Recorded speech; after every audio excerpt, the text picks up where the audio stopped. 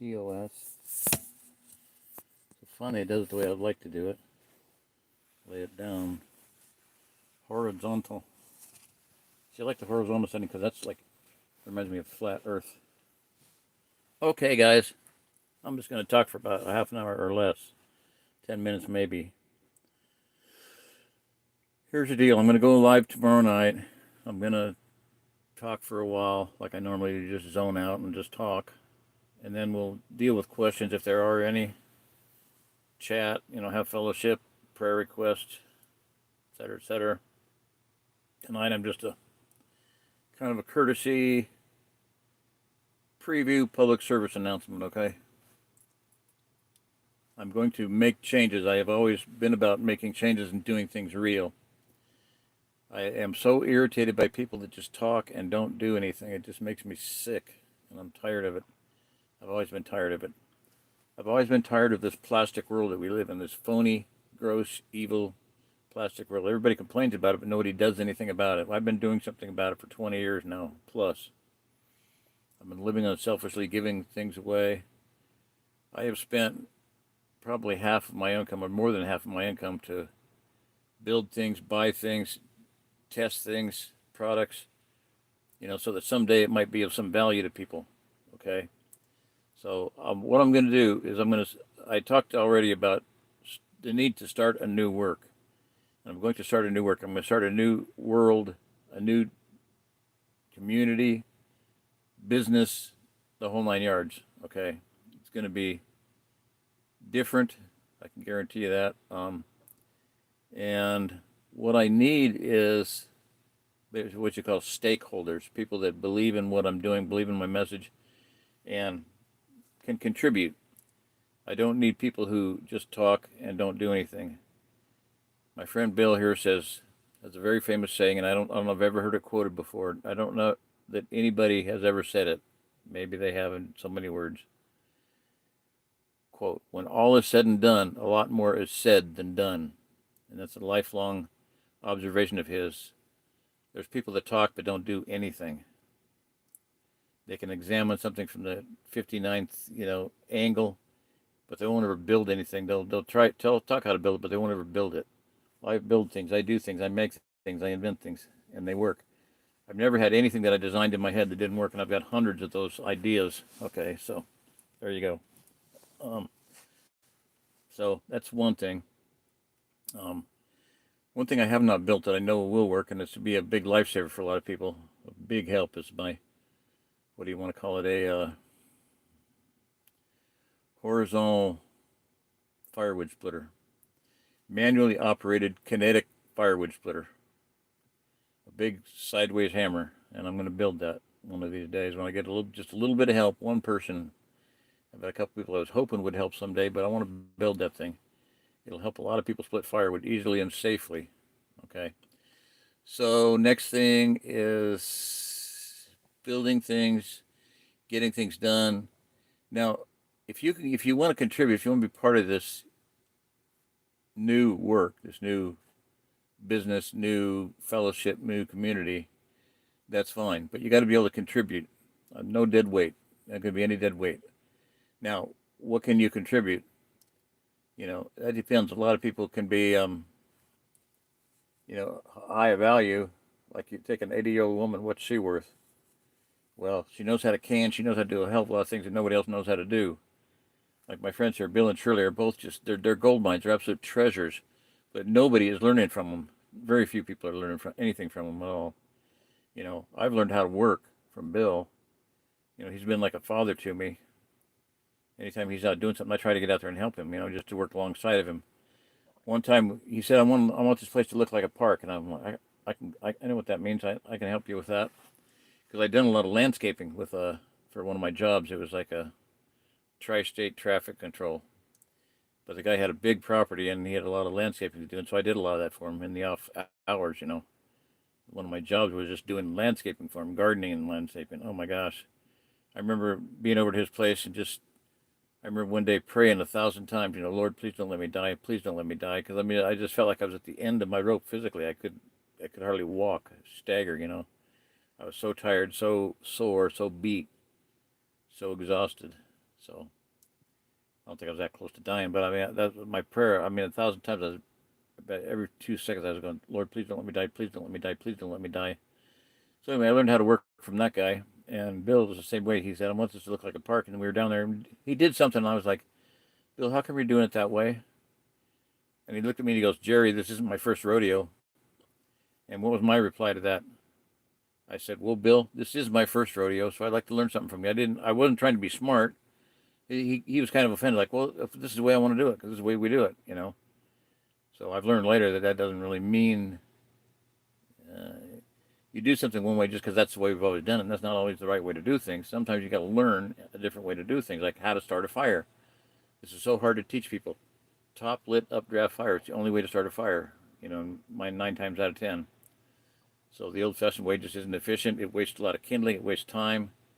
It's dangerous in a lot of situations. It's just smoke damage and everything else, lung damage. So anyway, I'm not going to belabor that point. I can get on too many bunny trails. No bunny trails. NBT. No bunny trails. No bunny trails. No bunny trails. Okay, so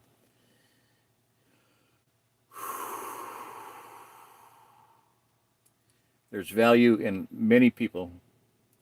I've got like maybe one person, two people that I really want to be on this team in this organization. One is a man, one's a woman. And that's it right now. Other than that, there's about 10 slots open. So where am I going with that? Well, I want 10 workers, 10 disciples. Okay, I want 10 people that will listen to me. I don't care what you know, I don't care what you don't know. I want some people that will listen to me and say, yeah, I understand that, or I don't understand that. Clarify that for me. And I want to talk about tomorrow night, hopefully, too, some of my favorite YouTube channels. They're good channels. Okay. Because there's one, okay, it was very, I don't want to go into it. Anyway, this person said, can you say that again? And people commented, said that was really good. You know, not afraid to ask for a repeat if they weren't clear, because they needed to be clear on it. It was a life or death situation. Somebody could have died, you know. Could you repeat that, please? You know, I didn't understand what you're saying, or, you know, communication is so critical, and I want to talk about that. That's going to be a number one. One of the main topics is communications. Get in touch with me through email, phone number, phone call, text, Facebook Messenger. I'm on Skype, WhatsApp, um, radio, you know, Baofeng radio. Just, you know, there's a number of ways to stay in touch, but communications is critical. And if you don't understand what I said, be intelligent enough to ask for a repeat. Okay, so what I want is basically 12 disciples, and I figure that's enough. Jesus was able to change the course of history with 12 disciples.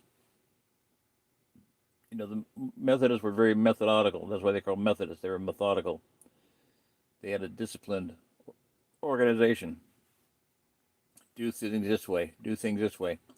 Repeat that pattern. Repeat that pattern. Repeat that pattern. Be methodical. Be a Methodist. Okay, that's where it all came from. Lutheranism, of course, came from Martin Luther. Well, did he have a pattern? Yeah, sort of. I don't know. He was a gross old German guy, but anyway, we'll quote him later. So that's the deal: is you can turn the world upside down if you have a belief, if you have a, you know, theology that's solid, biblically based, and if you take action. Okay. Now, did Martin Luther take action? Yes. I'm going to tell you this. One of them, I've read this from I think it was a secular historian, but they said one of the most pregnant moments in all of human history was when Martin Luther stood before the Diet of Worms. He was brought before a religious council of the Pope and whatnot, and ordered to change his beliefs, to recant, to repent, because they're going to kill him. They would have killed him. He would have been dead if it hadn't been for the Duke of Wittenberg taking to Wartburg Castle, the Duke of wherever the heck it was. A German guy that didn't stood against the Pope. He was willing to stand against the Pope, so he hid Martin Luther out for a while. Stashed him in a castle, Wartburg Castle. But he could have said, "Yeah, okay, I'm afraid. I'm shaking in my boots, slippers, whatever it was. I've peed my pants. I've pooped my pants, and I'm going to do what you tell me to do because I don't want to get tortured and my knees cut off and burned at the stake and whatnot, because a lot of people did. That happened to him. He did not recant. He said, Here I stand, I can do no other. God help me, amen. Her stay ich kann nicht anders. Gott help mir, amen. Okay. Here I stand, I can do no other. God help me, amen. And that's what I should have said at my excommunication kangaroo court, stupid, you know, supposed divorce trial, whatever it was. This idiots that put me before the a trial when they didn't have any ability, right, or duty to do so. They said that they were not a church. They said they had no bishops, they had no elders, and yet they called me before them and passed judgment on me. And all of them were guilty of being in the wrong. So one guy said, Jeremiah 17:1, it says, I have written the sin of Judah upon their heart with a pen of iron with the point of a diamond. And he said, God wrote on their hearts with the point of a diamond. I was like, okay, that's true. They all stood condemned. Not a one of them ever contacted me to say, hey, I'm sorry for the part I played in that. And one guy admitted he was wrong by somebody else, but he never said anything to me. He said I was wrong, but oh well. Okay, enough whining. Not really whining, and I forgive everybody like that. Everybody that's wronged me, I forgive them. I pray that they don't go to hell. I think a lot of them are going to go to hell. People that have wronged me and tried to kill me, literally tried to kill me. When you hate someone, you're committing murder. And no murderers are going to get into heaven. Now, killing justly is self-defense or whatever, that's one thing. But murder is wrong. End of story. Just read the list of people that do not get into heaven, that burn in hell forever, in the book of Revelation. Murderers do not enter the kingdom of heaven. Okay, so public service announcement tomorrow night. I'm going to be streaming probably 7:30-ish, give or take, and I'll set up an announcement. I already set it up, and it's already set. I did it. Okay, so I said 7:30, give or take, TBA, to be announced. So I'll announce it tomorrow night. I'm gonna, and I may either do a live stream out in the woods if it's not too freaking cold, or I may do it in the Airstream with my cylinder stove going. I'll try to tape that. In fact, I might do a light up of that and then launch into my talk. I feel pretty comfortable right here. It's the best place for me, and I don't really feel like sitting up somewhere for a long period of time because I do not have a chair that I can sit in that's comfortable. Okay, so now beyond 12 people that I want to work with, if you want to go to my Patreon page and you'll see I have 4 different tiers, and I'm going to cover that one of these days. But walkers, what are they called? Handcart company. These are people that walk here, and they're kind of a play on different aspects of refuge and OzArk Plateau being a refugium.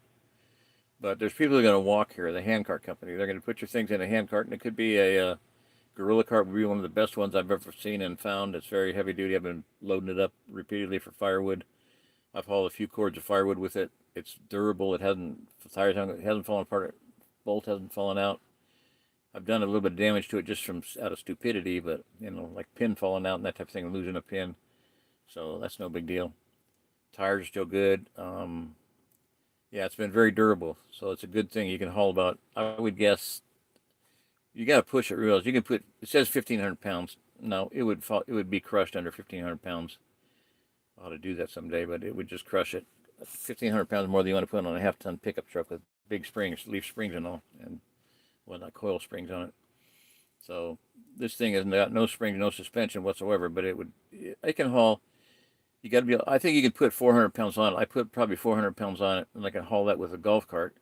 I stacked it up with heavy firewood, oak, and hickory a few times, and it's been probably pushing 400, maybe 500 pounds, and that's about enough for it. You put 200 pounds on it, you're gonna have a hard time pushing it. You hit a rock or a stump or a hole, and you're gonna be SOL trying to get it out of that hole or over that stump or over that rock. So probably 200 pounds is adequate to expect, unless you got somebody pushing it and helping, get it around. Or you could put better tires on it too, bigger tires maybe if possible. I'll look at that. I don't know if that's possible or not. Okay, so anyway, the bigger the tire, the bigger a hole you can not going to fall into and get stuck in the hole, or the more leverage to go over stumps and whatnot and rocks and things. So that's it. But what I'm saying is, other than the 12 people that I want to work with closely, like an inner circle, whatever you want to call it, disciples, we'll turn the world upside down type thing. I want to get some things done. I'm going to do them myself if I have to. I'm very excited about this. I've not been this excited in a long time. I mean, it's a whole new lease on life. Yesterday and today, I've just been brainstorming and just, oh my gosh, smoke coming out of my ears on putting this whole thing together with grow bags and bamboo and making grow bags and running, high dollar. You can make $100,000, $200,000 a year in a little greenhouse with microgreens and different, baby this and baby kale and whatnot, broccoli, Brussels sprouts, and whatnot. Your cruciferous vegetables that are very fast growing, very high turnaround, very high turnover, and very high price, high dollar value. Mushrooms. Oh my gosh, I haven't even started on that one, but I can see there's a massive value in that. Mushrooms are good food. I don't know if you can do it, but if you can grow hen of the woods, if you could duplicate that and grow hen of the woods. A friend of mine came home with one time, and they said he said this is like 75. It's like chicken. It's called hen of the woods because it tastes like chicken. And the guy hadn't cleaned it, and so he threw it in the 5-gallon trash can. He threw it away, and I'm like, you just said it was really good. And so I took some of it out. I cleaned it up and fried it up in the pan. It tasted like chicken. It was the best tasting meat I'd had in a long time. It's like 75%, 95% protein, something like that. So some mushrooms are there's a company making mushrooms that look like bacon. They taste and look like bacon. Oh my God, I can't wait to try that. I want to make that kind of stuff. So anyway, they're technical. You got to know what you're doing. You got to have a lab. You got to do this. You got to inoculate them. And you got to have spores. And you got to do it's technical. Okay, I'll say that. It's not easy. It may be easy, but it's not. It's not simple in the sense of it's not something you can just do without thinking about it. You got to be an intelligent person to do it. You can't be a dummy and do it.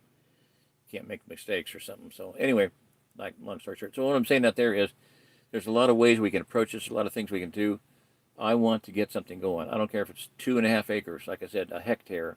That's 2.5 acres.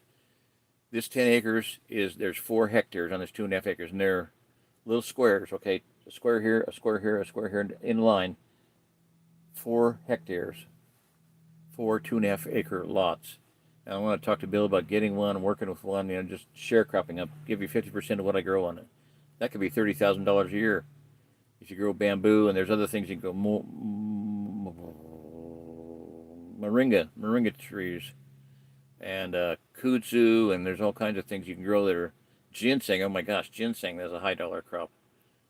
Very easy to grow. This guy is harvesting it out of those 250 gallon tubs in a aquaponic situation, hydroponic situation. I mean, he had this clump of ginger that was 19 inches by 16 inches, 40 centimeters by 25 centimeters, something like that. Huge clump of it. I mean, imagine, and about 8 inches deep, maybe 10 inches deep. The roots were down, and they grow in a clump like Jerusalem artichokes. That's nothing to grow. Jerusalem artichokes, super good food, good for diabetics. Self-propagating. They grow like weeds. Comfrey grows like weeds. I know a guy that put 3 children through college growing comfrey. How do you do that? You had a huge crop of comfrey, and you go to the auctions and you buy these little calves that were sick. They get them for next. He'd pick people back to give them away. He'd get free, cheap calves that were sick, and he'd feed them comfrey and get them all beefed up and sell them when they got to about 400 pounds. 400 or 500 pounds with a good sized calf. He'd go back to the market and sell them. And he literally put 3 children through college doing that. So there's a lot of things we can grow that are high dollar, high value, and high nutritional content. Talk about healing people and having food. That's what we need to do. We need to grow our own food that's super high nutrient dense food. Along with that, grow our own homes, bamboo. It's one of the highest value items in the world because it's food and it's 225 times more value than wood. Why do I say that? Because it's 3 times stronger, 5 times lighter, and 15 times faster growing. For this, in the same amount of time, and you can grow 15 times the amount of bamboo in weight than wood, and it's 3 times stronger and 5 times lighter. Okay, so what do you got? Well, you got something that's 15 times 15, 225 times more valuable than wood. and pine and whatever you're going to build your stupid house out of. Don't build out of wood. It's just dumb. You know, wood is susceptible to disease, rot, fire, tornado, hurricane, earthquake, crumple, crumple, boom, boom. Now you got a insurance claim. You got the banks, repossessing stuff, and it's subject to all the earth problems: fire, earthquake, hurricane, wind, fire, earthquake, wind. Earth, wind, and fire. Earth, wind, and fire. Yeah, wood things are susceptible to all three of those. Bamboo's not because it's too light. It can't collapse. It's too light. Fire burns it down. So what? You build another one. Big deal. Um, but underground is the way to go. We got to get underground. We got to have earth burned, earth sheltered homes. I'm telling you that I saw that in my vision in the year 2000. And I believe more and more strongly that we need to be there because underground you're impervious to heat, you're impervious to cold. You don't need to heat. You don't need to cool it. It's fireproof. It's tornado proof. It's hurricane proof, and it's earthquake proof. It can't fall down. It can't collapse because it's already in the ground. Um, so there's some things that you need to do, and like I said, look up Mike Ayler's stuff. The $50 and up underground. Get that book. Get the DVD course. Watch that course over and over again. Memorize it. Somebody shows up here. I'd like somebody to have some value in their head. And what's the most valuable thing that you all can have? Somebody, if we're alive, somebody can answer that question right now. If anybody's on, 6 people are on. What is the most valuable thing that you have? What is the most valuable thing that you own? See if anybody gets that one right. Anybody on? No? Nobody's on? Okay, fine. Be that way. Oh. Wood is dense and used for tools. Yeah. Acorn flower from acorns all around. I'm growing also live canyon acorn. What? Live can? Okay, fine. Getting bull calves from the dairy is fair cheap. Yeah, that's what I'm saying. That's what they do. Go to the. Yeah, I don't know what they are now, but they were back when $50, $75. We'd get them. And my two boys, my youngest two sons, Ian would buy them, and my younger sons would name them. Well, one year they got two. He got two bulls, two calves. And so the boys named them. One was spring and one was fall. What does that mean? Spring we butcher in the spring, fall we butcher in the fall. And then the next two they named Chuck and Check. Chuck, you're going to be hamburger, and Check, we're going to sell you, and somebody else is going to make hamburger out of you.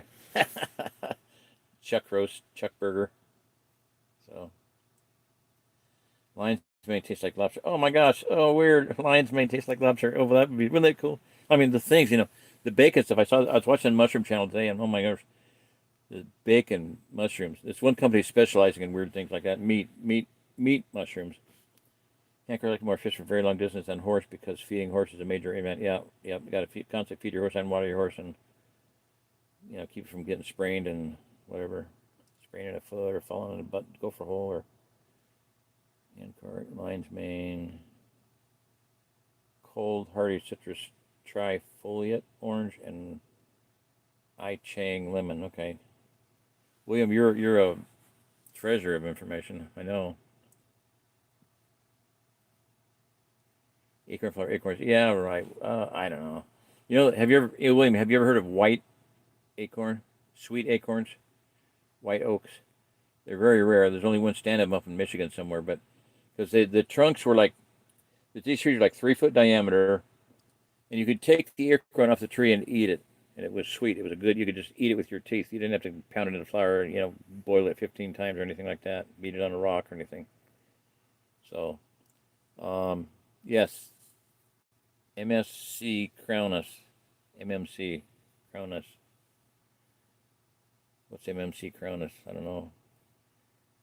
So, what is the most valuable thing you have? Knowledge. Yeah, the most valuable tool you have is your head, your brain, and your mind. Good. Southwest Missouri. Anyway, sweet acorn. This guy told me this, and he said the trees were like 3 foot diameter, and they were straight up there. All the boles of the trees were just laser straight, about 20 or 30 feet up before they had a single branch. All of them were like that. So what they do? Settlers used them to make cabins with, and they just directly annihilated them. And this guy knew where there was one stand up in, I think it was Michigan, somewhere like that. Very, very sad. White acorns are sweet, but tannin needs to be bleached. This guy said you could eat them. I don't know. Anyway, white oak acorns. Now, white oak is also good site here for growing mushrooms, so I got to look into that. You bore holes in them, blah blah blah. Okay, I'm about done. I just want to be on for about half an hour and just basically make an announcement for tomorrow night. I want to have, put together an organization. I'm starting a new work, like I was told to back in about the year 2001 or 2002 that I haven't done. In a sense, I started a new work because it was about 2014. Yeah, 2014. My wife and I went to stay at a bed and breakfast down in Pineville, Missouri.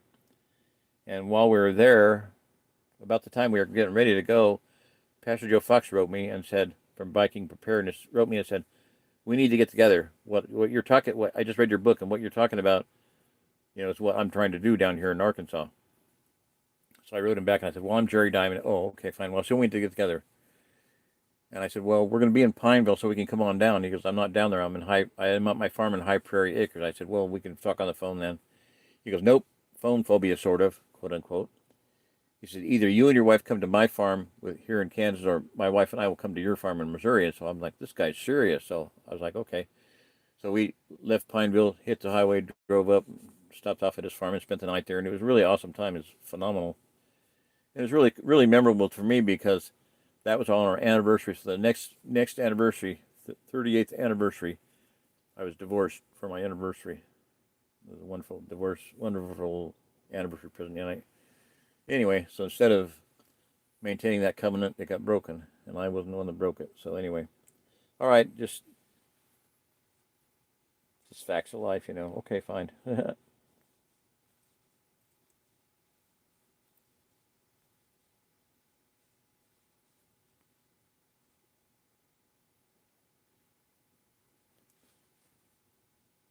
White oak. Yeah, I gotta find out on that. These ones this guy talked about, I don't know if we have any here. There might be. I guess I'll look around for trees that are straight up and bold, and if they got acorns and I'll chomp them and eat them. But he said his friends would go out in the woods. One would start a fire, one would get a bucket, find a tin can, and get water. The other one would crack the nuts on the thing, and they'd boil them, and then smack them and eat them. They'd cook them right on a flat rock and eat them like little bread cookie things. Yeah, right off the tree. They would eat them. Okay, so anyway, probably put a little salt in it. They'd probably boil them and leach off a little bit of the tannin. Okay, I'm about done. That's about, like I said, an announcement for tomorrow night more than anything. Hopefully some people will listen to this. So let's get serious.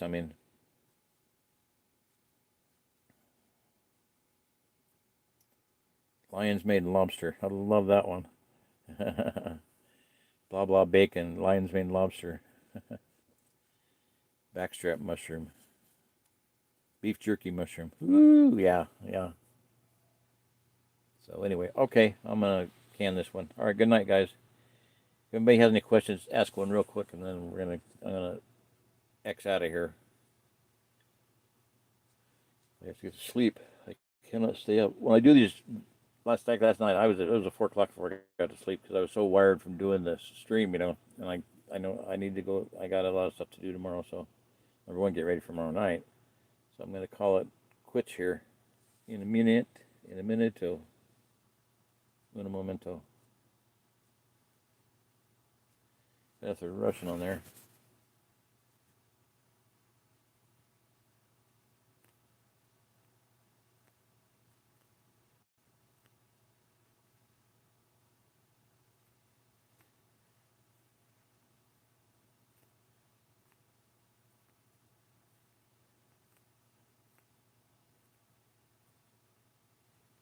Good night, it's me. Good night, William. Good night, MMC CONUS. Good night, Gaddy Anton. I think that's about it.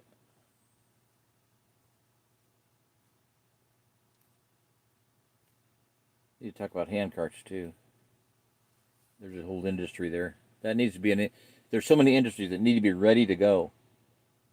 And it's got to be either for shipping or to have outlets around the country, Hand carts. You got to figure out what is the absolute best one. Gaddy Anton, if you're still on, have you ever heard of the poly mule? The poly mule is a modernized, super high-tech, upgraded version of the Mormon Handcart Company carts, the 4 foot by 4 foot, whatever foot deep. It's a modern version of that poly, which gives it away, poly mule. But big tires like that, big wheels. You can pack it up, waterproof. You can put a covered wagon thing on it. Get it in all its conversions. I don't know if they're making it yet. I think they are, but I want to get one eventually. They're phenomenal. Pack it as a rooftop carrier in the trunk of the car, whip it out, and take off. So very cool. All right, guys. Good night. Say good night, John. Good night, John. Good night, John Boy. Good night, Mary Ellen.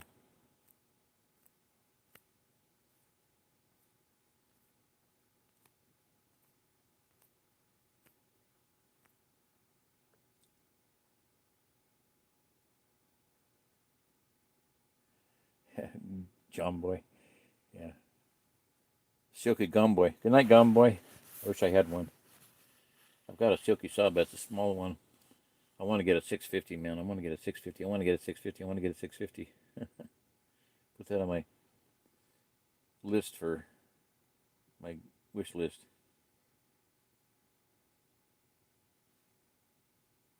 Polymill in business. Okay, cool. All right, good night. Sleep tight. Don't let the bit. No, don't say that. Just, okay, I'm quitting. Good night. Ask me. How do I quit? This looks different than when it's on the vertical screen. I've got it sideways now. It's really cool. I want to see if this is how it works out. Okay, I did that. Access. No, come on. That's not how you do it. How do I quit? I have no idea. You hit this thing?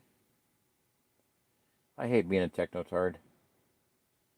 Save highlight, share, mute microphone. Ooh, I don't want somebody to hear me cussing. Hit the X.